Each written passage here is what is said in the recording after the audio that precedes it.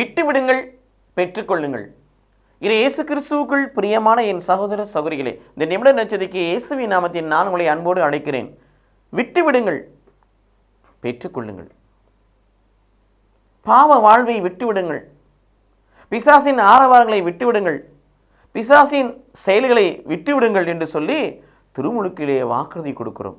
அதுபோல பிரியமார்களே, கடவுளுக்கு எவை பிரமாணிக்கம் இல்லையோ, கடவுளுக்கு எது எதிரானதோ, கடவுளுக்கு எது பிரியமற்றதோ, எது கடவுளுக்கு உகந்ததில்லையோ அதையெல்லாம் நாம் விட்டுவிட வேண்டும் அல்லது விற்றுவிட வேண்டும்.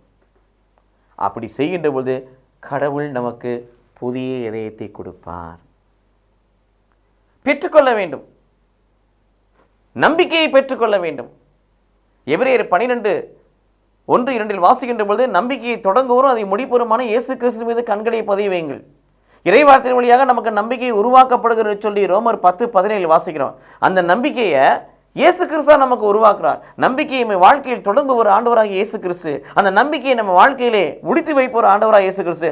ஆகவே இந்த நம்பிக்கையை இயேசுவினுடைய கரங்களிலிருந்து நாம் பெற்றுக்கொள்ள வேண்டும். அப்படி பெற்றுக்கொள்ளுகிற பொழுது நமக்கு புதிய மனத்தை கடவுள் கொடுப்பார். ஆக கடவுளுடைய நோக்கம் என்னன்னா, தீயவன் சாக வேண்டும் என்பதல்ல, அவன் மனம் திரும்பி வாழ வேண்டும் என்பதே. ஆகவே விட்டுவிட வேண்டியவற்றை